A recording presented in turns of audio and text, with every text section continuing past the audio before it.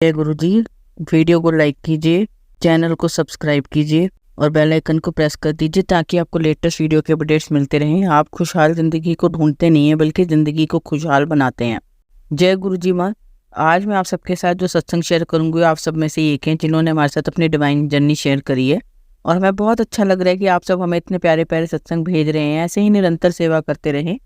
आज जो आप सत्संग सुनोगे वो गुरु भक्त अंकल जी के, और अंकल जी अपना नाम और जगह गुप्त रखना चाहते हैं जिसका हम दिल से सम्मान करते हैं।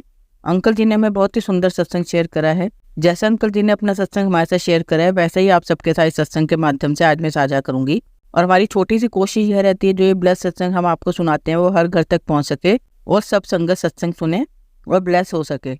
इसलिए सब संगत सत्संग के अंत तक बने रहना और सत्संग को बहुत ध्यान से सुनना और सत्संग को बीच में ना छोड़े, क्योंकि सत्संग सुनने वाले का भी कल्याण होता है और सत्संग करने वाले का भी। और हो सकता है तो आज आप सत्संग सुनने उससे आपको अपने कई सवालों के जवाब मिल जाए। तो चलिए सत्संग शुरू करते हैं। जय गुरु जी। मैं और मेरी पत्नी अमेरिका में रहते हैं जबकि मेरी सास भारत में रहती है। उसने हमें बताया कि वह एक निश्चिंत गुरु जी के मंदिर का दौरा कर रही थी और जब भी वह मंदिर के से वापस आती थी तो उसे ऊर्जावान महसूस होता था। हमने उस पर ध्यान नहीं दिया। हमने तर्क दिया कि भारत में कई संत और पवित्र स्थान है, इसलिए इसमें कोई आश्चर्य की बात नहीं है कि उन्हें वहां जाकर अच्छा महसूस हो रहा था। हमें मानव रूप में ईश्वर के प्रति किसी प्रकार की भक्ति की अनुभूति नहीं हुई जिसे हमने बचपन से सुनी कहानियों से जोड़ दिया। 2 साल बाद 2018 में मैंने और मेरी पत्नी ने गुरुजी के बारे में अधिक जानने के लिए नेट का रुख किया। सास तकनीक की जानकारी रखती थी और उन्होंने हमारे साथ कोई वेबसाइट या जानकारी का कोई अन्य स्रोत साझा नहीं किया था। गुरुजी कोई अनोखा कीवर्ड नहीं थे और इससे कई लिंक प्राप्त होते हैं। उसकी जानकारी के आधार पर हमने अपनी खोज को बड़े मंदिर की वेबसाइट तक सीमित कर दिया। वह गुरुजी का प्रवेश द्वार था। फिर भी मैं और मेरी पत्नी हमारे क्षेत्र में एक सत्संग के बारे में जानना चाहते थे। हमारी इच्छा 1 सप्ताह के भीतर पूरी हो गई। हम पहले सत्संग में शामिल होने से घबरा रहे थे क्योंकि हमें पता नहीं था कि क्या उम्मीद करें या ना करें। प्रथम सत्संग के बाद गुरुजी के प्रति भक्ति प्रारंभ नहीं हुई। इसमें कुछ समय लगा, लेकिन एक निर्णायक घटना हुई। 2018 के जुलाई महीने में खबर आई थी कि थाईलैंड की गुफा में कुछ स्कूली बच्चे फंस गए हैं। मैंने इस घटना को दिल पे ले लिया और गुरुजी में अपनी आस्था के लिए एक शर्त रखी, अगर उन्होंने उन बच्चों को बचाया तो मैं उन पर विश्वास करूंगा। मेरे 24 घंटे के अंदर बच्चों को बचा लिया गया मेरी प्रार्थना से। मैंने तब से गुरुजी के अस्तित्व पर कभी सवाल नहीं उठाया। मैंने बड़े मंदिर की वेबसाइट पर भक्तों द्वारा पोस्ट किए गए सत्संग पढ़ने शुरू किए। भक्तों को स्वप्न में या सुगंध के माध्यम से गुरुजी का अनुभव हुआ था। मेरी ऐसी कोई मुलाकात नहीं हुई और मैं निराश हो गया। शायद मेरे अच्छे कर्म इतने नहीं थे कि अन्य भक्तों के समान अनुभव प्राप्त कर सकूं। मैंने इच्छा करना बंद कर दिया और इसे गुरुजी पर छोड़ दिया। महीनों बाद मैंने सपना देखा कि गुरुजी अत्यधिक गर्म मौसम में बड़े बड़े पत्थरों के बीच ध्यान कर रहे हैं। मुझसे कह रहे हैं महापुरुष इस तरह ध्यान करते हैं। हालांकि मैं संदेश को रिकॉर्ड नहीं कर सका, लेकिन मुझे खुशी थी कि मैंने गुरुजी को देखा था। कुछ दिनों बाद सुबह सुबह मैं अखबार लाने के लिए अपने सामने वाले दरवाजे से बाहर निकला। मुझे ऐसा लग रहा था जैसे मैं स्वर्ग में चल रहा हूँ। मेरे पास अपने अनुभव का वर्णन करने के लिए शब्द नहीं है। वहाँ गुलाब की तेज खुशबू थी, पक्षी चहचहा रहे थे और मुझे बहुत हल्कापन महसूस हो रहा था। मैं घर के अंदर चला गया। फिर मैंने जो अनुभव किया उसके बारे में सोचा और बाहर निकल गया, लेकिन सब कुछ सामान्य लग रहा था। हमारी बेटी कई वर्षों से खाद्य एलर्जी से पीड़ित थी। हमने उसका चिकित्सीय परीक्षण और भोजन उन्मूलन और रणनीतियों के माध्यम से किया। यहाँ तक हमने यह भी सुनिश्चित किया कि उसे घर का खाना ही मिले, लेकिन कुछ भी मदद नहीं मिली। मेरी बेटी नियमित रूप से स्टेरॉइड पर थी और हम केवल उसे जैविक भोजन देकर और सभी परीक्षकों को अस्वीकार करके उनकी आवृत्ति को कम करने में सक्षम थे। हम चाहते थे कि वह दवाएं लेना बंद कर दे। यह काफी विचित्र ढंग से घटित हुआ। मेरी पत्नी एक टीवी धारावाहिक देख रही थी जहां उसने एक पात्र का नाम पाक्षरू सुना। हालांकि उसने मुझसे कहा टीवी शो में ऐसे किसी व्यक्ति का नाम नहीं था। अगले दिन हमने पाक्षरू नाम के एक बच्चे के बारे में सत्संग सुना जिसे भोजन से एलर्जी थी, लेकिन गुरुजी ने उसे आशीर्वाद दिया था। हमने 2 अलग अलग सेटिंग्स में समान नामों के बीच सह संबंध का पता नहीं लगाया। कुछ हफ्तों के बाद मेरी पत्नी, बेटी और मैं एक सत्संग में शामिल हुए। लंगर प्रसाद के बाद प्राक्षु का सत्संग इंटरनेट पर चला। मैंने इस पर ध्यान नहीं दिया क्योंकि मुझे विषय वस्तु पहले से ही पता थी। हालांकि मेरी बेटी ने ऐसा किया। घर लौटते समय उसने हमें बताया कि चूंकि गुरुजी ने प्राक्षु को आशीर्वाद दिया है इसलिए वह भी उनका अनुसरण करेगी। गुरुजी के चरण कमलों के सामने कपड़े के एक टुकड़े में स्टेरॉइड रखे उन्हें ठीक करने दे। मेरे और मेरे पत्नी के रोंगटे खड़े हो गए। हालांकि हमें संदेह था अगर हमने स्टेरॉइड बंद कर दिया तो मेरी बेटी को नुकसान हो सकता है। फिर भी हमने एक शुभ दिन चुना और गुरुजी पर पूर्ण विश्वास के साथ मेरी बेटी की दवा को एक कपड़े के टुकड़े में पैक किया और गुरुजी के स्वरूप के सामने रख दिया। हमने गुरुजी से प्रार्थना करी। हम नहीं जानते कि हम क्या कर रहे हैं, लेकिन हमारे भरोसे को टूटने ना दे। इस बात को 1 साल हो गया और हमारी बेटी एलर्जी से मुक्त हो गई। केवल गुरुजी ही हमारे बुरे कर्मों को खत्म कर सकते हैं और हमें आशीर्वाद दे सकते हैं। गुरुजी ने जीवन के प्रति मेरा दृष्टिकोण भी बदल दिया था। हम इस दुनिया में हैं इसलिए हमें हर दिन किसी न किसी समस्या से गुजरना पड़ता है, लेकिन अब मैं उन्हें आसानी से संभाल सकता हूँ क्योंकि गुरुजी मेरे साथ हैं। मैंने ये श्लोक पढ़ा है, यदि सारी पृथ्वी को कागज बना दिया जाए, सभी वृक्षों को कलम बना दिया जाए, यदि सातों समुद्रों के पानी को स्याही बना दिया जाए, तो भी गुरु की महिमा नहीं लिखी जा सकती। मेरी पत्नी और मेरा दृढ़ विश्वास है कि गुरुजी ना केवल इस जन्म में बल्कि हमारे पिछले सभी जन्मों से हमारी रक्षा कर रहे हैं। हे गुरुजी, अगले जन्म में मैं आपको कहाँ पाऊंगा? दिसंबर 2021 में मुझे वक्षीय हर्निया का पता चला और मैं डॉक्टर ने मुझे बताया कि सर्जरी ही एकमात्र समाधान था। यह एक झटका था। मैं एक स्वस्थ व्यक्ति हूँ और मुझमें हर्निया से जुड़ा कोई लक्षण नहीं है। जिस सर्जरी को स्वीकार करने के लिए तैयार नहीं था, उसकी इतनी जल्दी जरूरत नहीं थी। मैंने कई डॉक्टरों से सलाह ली और हम डॉक्टर के पास इस स्थिति के लिए एक ही जवाब था, जो तब होता है जब ऊतक जैसे कि आंत का एक हिस्सा पेट की मांसपेशियों में कमजोर जगह से बाहर निकल जाता है। मैं किसी भी बात पर आघात नहीं करना चाहता था। गुरुजी मेरे लिए कुछ करने की प्रार्थना की। मैंने गुप्त उत्तर पाने के आशय में गुरुजी महाराज की वेबसाइट पर सत्संग पढ़ना शुरू किया। मुझे एक सत्संग मिला जहाँ अन्य से पीड़ित एक भक्त ने बताया कि कैसे गुरुजी ने एम्पायर स्टेट की अपनी यात्रा के दौरान उसे बड़े गमलों में लगे पौधों को एक स्थान से दूसरे स्थान पर ले जाने का निर्देश दिया था। 1 महीने बाद मेरा दृष्टिकोण बदल गया था। मैंने तर्क किया कि गुरुजी मेरी सर्जरी करवाकर मेरे बुरे कर्मों को खत्म कर देंगे। मुझे इतनी सकारात्मक ऊर्जा मिली कि मेरी पत्नी इस बात से आश्चर्यचकित थी कि मैं ऑपरेशन कराने के लिए कितना उत्सुक था। हालांकि एक और झटका मेरा इंतजार कर रहा था। सर्जरी से 1 सप्ताह पहले डॉक्टर ने बताया कि प्रक्रिया के हिस्से के रूप में मेरे निचले पेट के अंदर हर्निया जाल को सुरक्षित करने के लिए धातु स्टेपल, एक टाइटेनियम कील अंदर डाली जाएगी। फिर भी जीवन भर अपने शरीर के अंदर एक धातु का हिस्सा रखने के विचार ने मुझे परेशान कर दिया। मैं अपनी सकारात्मकता खोने लगा। अंक 7 की एक महत्वपूर्ण संगति ने इसे फिर से मजबूत किया। अस्पताल के पते में एक अंक योजना थी जिसका योग 7 था। इसी तरह सर्जन का नाम और सर्जन के कार्यालय कक्ष की संख्या भी थी।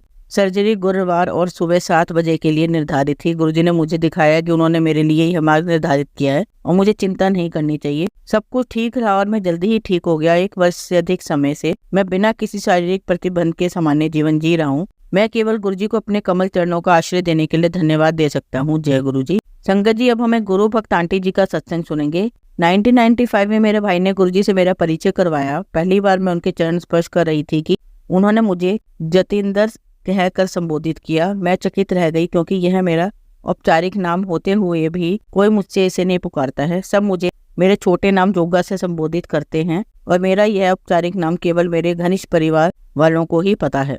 मैंने इसे संयोग समझकर टाल दिया। जब मैं अगली बार गुरुजी से मिलने गई तो मुझे विश्वास था कि तर्क सिद्ध हो जाएगा। मैं योग मुद्रा में अपने चक्षु बंद कर गुरुजी के सामने बैठी थी। अचानक मुझे प्रतीत हुआ कि मैं पृथ्वी से ऊपर उठकर वायु में तैर रही हूँ। स्वतः मेरे दोनों हाथ पृथ्वी को छूने के लिए किनारे आ गए और मुझे एक झटका लगा। जब मैंने गुरुजी को देखा तो वह मुस्कुरा रहे थे। मुझे आभास हुआ कि उन्होंने ही विश्वास जागृत करने के लिए कह दिया था। आज तक मुझे वह वायु में तैरना याद है। 3 वर्ष की आयु से मुझे अस्थमा रहा था और पिछले 30 वर्षों से मैं प्रतिदिन रोग की अवस्था के अनुरूप विभिन्न मात्रा में 5 से 30 मिलीलीटर तक स्टेरॉइड की गोलियां खाती आई हूँ। फलस्वरूप समस्याएं हो गई थी। मेरी पाचन क्रिया क्षीण थी और उदर रोग एक अन्य संबंधित रोग उत्पन्न हो गए थे। अस्थमा स्पॉन्डिलाइसिस के लिए अक्सर चिकित्सालय में समय व्यतीत करना पड़ता था। गुरुजी की संगत में आने के उपरांत धीरे धीरे मेरे सब रोग और तनाव समाप्त हो गए। प्रत्येक संगत में आकर मुझे और अधिक शांति मिलती थी। कुछ ही दिनों में गुरु कृपा से मैं अपने आप को सामान्य अनुभव करने लगी। रोग का उपचार बिना किसी औपचारिक औषधियों या तप के हुआ। केवल लंगर और आस्था से मैं स्वस्थ हो रही थी। कुछ वर्ष पूर्व मेरे पति ने अपने अभिलेखन केंद्र के लिए कीमती स्विस मशीनें ली थी। व्यवसाय में अचल थी और मशीनों की अति आवश्यक थी, पर व्यवसायिक ध्वनि केंद्र के लिए उन्हें आयात करने में बहुत अधिक और जटिल नियम थे। अतः कठिनाइयां मुंह पसारे खड़ी थी। फिर अचानक ही उस विदेशी कंपनी से कोई सज्जन आए और उन्होंने मेरे पति से मिलकर थोड़े से वार्तालाप के बाद आयात करने में सहायता कर दी। हम उनको जानते नहीं थे कि ऐसा जैसे उन्हें हमारे पास भेजा गया हो। व्यवसाय में उत्पन्न कठिनाइयों को दूर करने के लिए हम गुरुजी के आभारी हैं। एक अवसर पर एक प्रसिद्ध पंजाबी गायिका गुरुजी की संगत में गाने के लिए आ रही थी। गुरुजी ने मेरे पति को उनका कार्यक्रम अभिलेखित करने को कहा। उस स्थान पर संगीतकार के यंत्र पहले ही लगे हुए थे। जब मेरे पति ने गुरुजी को इस बारे में बताया तो उन्होंने उन्हें संगत में बैठकर संध्या का आनंद लेने को कहा। 3 घंटे का कार्यक्रम होने के पश्चात गुरुजी ने अभिलेखित किए हुए गाने बजाने को कहा, पर कोई ध्वनि नहीं आई। आधे घंटे तक यंत्रों से उलझने के बाद ध्वनि यंत्रविद ने बताया कि कोई गाना अभिलेखित नहीं हुआ था। गुरुजी ने मुस्कुरा कर मेरे पति की ओर देखा और कहा कि गायिका के अगले कार्यक्रम में वह अभिलेखन का कार्य संभालेंगे। गुरु कृपा से संगीत का वह टेप जो मेरे पति ने अभिलेखित किया था प्रत्येक संगत में बजाया जाता है। यद्यपि गुरुजी अपनी कृपा देने के लिए विभिन्न पद्धतियां अपनाते हैं, आवश्यकता यह है कि उनके कथन पर पूर्ण रूप से पालन किया जाए। मेरी भाभी के प्रसंग से यह स्पष्ट हो जाएगा। वे 8 वर्ष की आयु से अचसीसी रोग से ग्रस्त थी। एक बार गुरुजी की संगत में उसे यह पीड़ा प्रारंभ हो गई। लंगर होने के समय गुरुजी ने उसे 2 चपातियां दी। उसने वह साहस करके खा ली। उसके बाद गुरुजी ने उसे 2 चपातियां और दी। उसमें से उसने एक ही खाई और दूसरी अपने बैग में छिपा ली। शीघ्र ही उसका दर्द कम होने लगा। जब वह अगली बार गुरुजी के पास आई तो उसने गुरुजी से कहा कि उसकी पीड़ा प्राय समाप्त हो चुकी है, केवल 10% शेष है। गुरुजी हंसकर बोले, यदि उसने चौथी चपाती भी खाई होती तो उसका रोग भी समाप्त हो गया होता।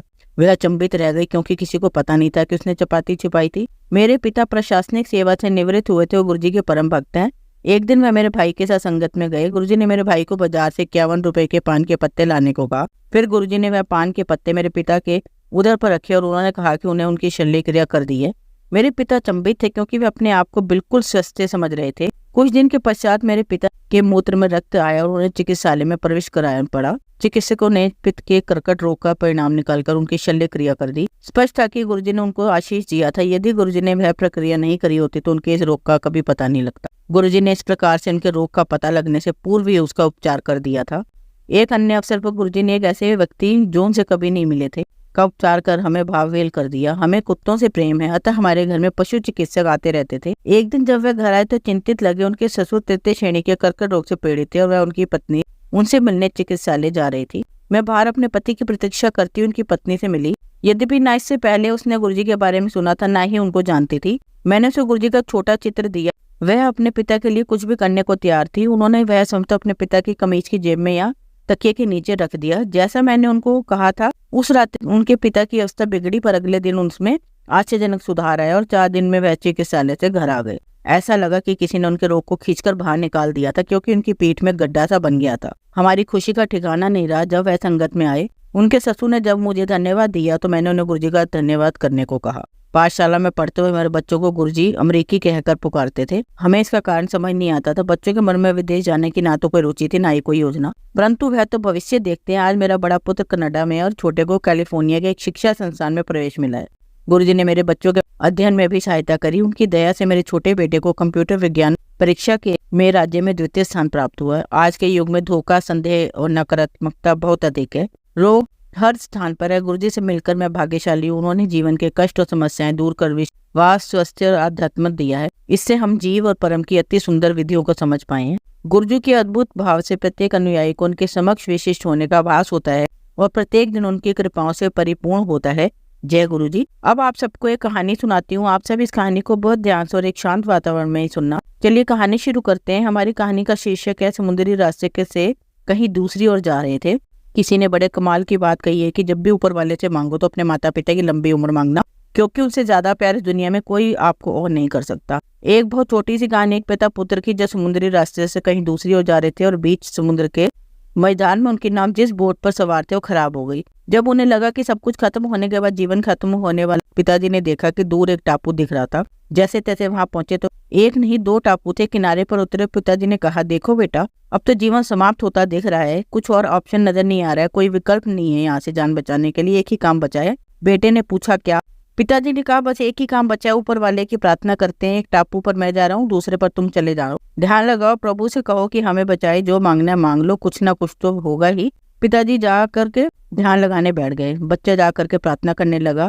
अपने वो जो लड़का था दूसरे टापू पर, उस लड़के ने कहा कि ये तो बड़ा वीरान सा है। ध्यान में उसने कहा कि यहाँ तो बड़ा वीरान सा है, पेड़ भी नहीं है फल खाने के लिए, भूख लगी है। जो उसने आंखें खोली तो वहाँ पेड़ ही पेड़ दिखाई दिए और फल बड़े बड़े लगे हुए थे। उनका लड़का दौड़कर गया और जाकर के फल तोड़कर खाने लगा। फिर से ध्यान पे बैठ गया और कहने लगा कि चलो फल तो खा लिए, जगह बहुत सुंदर है, कुछ ऐसा हो जाए कि यही परिवार बचा लूं, एक झोपड़ी मिल जाए, यहीं पर मेरा परिवार बस जाए, क्या ऐसा हो सकता है? उसने ध्यान में ऐसा बोला। जब आंखें खोली तो सामने एक झोपड़ी दिखाई थी। उसका घर बन चुका था और पास में एक महिला खड़ी हुई थी। उसने कहा, क्या बात है, घर भी बन गया, महिला भी आ गई, शादी भी हो गई थी। फिर भी उसने ध्यान लगाया, जब सब कुछ हो ही गया है तो यहाँ से बचने का रास्ता निकालते हैं, क्योंकि जब सब कुछ मेरी सुनी जा रही है तो ये भी सुन ली जाएगी। तो उसने आंखें बंद की, ध्यान लगा और कहा कि हे प्रभु, बस एक नाव का इंतजाम करा दो ताकि मैं अपने परिवार को लेकर यहाँ से निकल सकूं। और जब उसने आंखें खोली तो सामने की तरफ किनारे पर उसे एक अच्छी सी सुंदर सी नाव दिखाई दी जो जाने के लिए तैयार थी। लड़का दौड़कर उस स्त्री को साथ में लेकर के दौड़ा और जाकर के नाव में चढ़ गया कि बस निकलना है।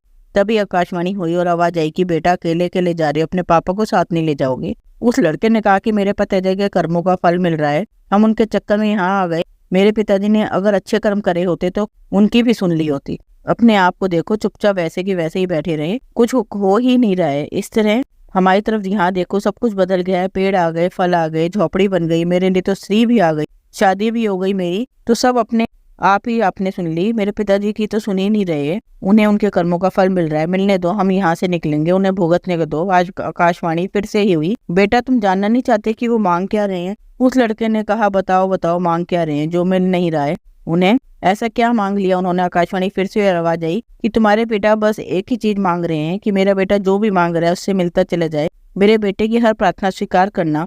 लड़के आंखों में आंसू आ गए, उसने अपनी गलती को रियलाइज किया, लेकिन इससे कई को गलती रियलाइज ही नहीं होती। हमें लगता है कि माता पिता तो आए हमारे साथ हैं, ठीक है ना, चल ही रहा है। अब सीख जो हमें इस कहानी से मिलती है, हमें अपने माता पिता को कभी भी अकेला नहीं छोड़ना चाहिए, क्योंकि माता पिता की वजह से आप ये संसार देख रहे हो, ये कभी देख ही नहीं पाते। अपने माता पिता गुरुजनों को हमेशा सम्मान करना चाहिए। धन्यवाद गुरुजी। संगत जी, अगर आपको आज का सत्संग अच्छा लगा हो तो आप इस सत्संग को और संगत के साथ जरूर साझा करें, जिससे वो भी महाराज का दिव्य आशीर्वाद प्राप्त कर सकें। जय गुरुजी, शुक्राना गुरुजी।